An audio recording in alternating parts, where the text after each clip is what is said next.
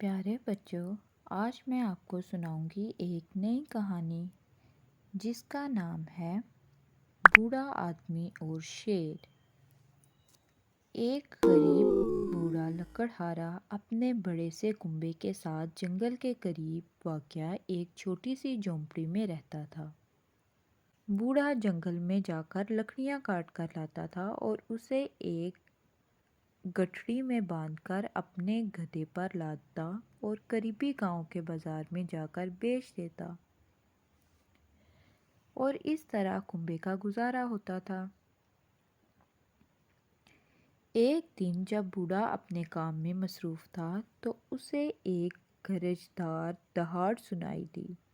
اس نے اپنی ٹوپی نیچے رکھی اور خاموشی سے سننے لگا۔ اچانک ایک بڑا سا شیر جھاڑیوں میں سے باہر آ نکلا۔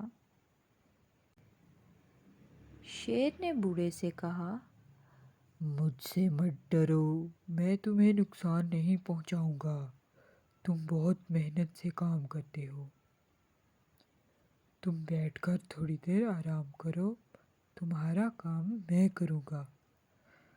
بوڑھا آدمی حیران ہو گیا۔ اسے معلوم نہیں تھا کہ شیر باتیں کر سکتے ہیں، اور کیا بات ہے کہ شیر اسے مدد کرنے کی پیشکش کر رہا تھا۔ اس نے کہا، تم کتنے مہربان ہو پیارے شیر۔ بوڑھا ایک درخت کے نیچے آرام کر رہا تھا جبکہ شیر کام کر رہا تھا۔ شیر نے جلدی سے ساری لکڑیاں کاٹ دیں۔ بوڑھے اور شیر نے مل کر لکڑیوں کو ایک گٹھڑی میں باندھ کر گدھے کی پیٹھ پر لاد دیا۔ بوڑھے نے شیر کا شکریہ ادا کیا اور لکڑیاں بیچنے چلا گیا۔ اگلے دن پھر شیر آیا اور بوڑھے کی دوبارہ مدد کی۔ کچھ ہفتوں تک یہی سلسلہ جاری رہا۔ ایک دن کام ختم ہونے کے بعد شیر نے بوڑھے کی گود میں اپنا سر رکھا اور آرام کرنے لگا۔ اس نے بوڑھے کی طرف دیکھتے ہوئے پوچھا، کیا میں خوبصورت ہوں؟ بوڑھے نے جواب دیا، ہاں، واقعی تم بہت خوبصورت ہو۔ شیر نے پوچھا، کیا میں طاقتور ہوں؟ بوڑھے نے پھر جواب دیا، ہاں، بے شک تم بہت طاقتور ہو۔ شیر نے ایک بار پھر پوچھا، کیا میں جوان اور توانائی سے بھرا ہوا ہوں؟ ہاں ہاں، بالکل ایسا ہی ہے، بوڑھے نے جواب دیا۔ کچھ دیر سوچنے کے بعد بوڑھے نے شیر سے کہا، تم میں ایک چیز کی کمی ہے، تمہارے جسم سے بدبو آتی ہے۔ اگر تمہیں کوئی اعتراض نہ ہو تو براہ کرم اپنا سر میری گود سے اٹھا لو۔ اگر آپ کی طرح میرے جسم سے بھی بدبو آنے لگی تو میری بیوی کو بہت برا لگے گا۔ شیر اچھل کر اس کی گود سے اٹھا اور بوڑھے کو کلہاڑی دیتے ہوئے کہا، اسے میری پیٹھ پر مارو۔ بوڑھے نے کہا، میں تمہیں تکلیف نہیں پہنچا سکتا۔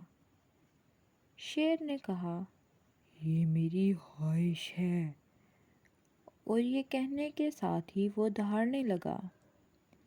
بوڑھے کی سمجھ میں اب کچھ نہیں آ رہا تھا کہ وہ اب کیا کرے۔ آخر اس نے کلہاڑی اٹھا کر شیر کی پیٹھ پر مار دی۔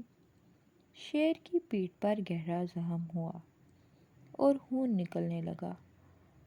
اس سے شیر کا جسم سرخ اور چپچپا ہو گیا۔ شیر جنگل میں واپس چلا گیا اور بوڑھا اپنی لکڑیاں بازار میں لے گیا۔ اگلے دن بوڑھا اپنے کام والی جگہ پر آیا۔ شیر آیا اور اسے دور سے دیکھتا رہا، لیکن کوئی بات نہیں کی۔ بوڑھا خوفزدہ ہو گیا۔ وقت گزرتا گیا اور پھر ایک دن اچانک شیر جھاڑیوں کے پیچھے سے بوڑھے کی طرف بڑھا۔ اس نے بوڑھے سے کہا، میری پیٹھ کی طرف دیکھو، زخم کا کوئی نشان ہے؟ بوڑھے نے غور سے دیکھا لیکن اسے کلہاڑی سے لگنے والے زخم کا نشان نظر نہیں آیا۔ یہ بالکل ٹھیک ہے، کوئی نشان نہیں ہے، بوڑھے نے کہا۔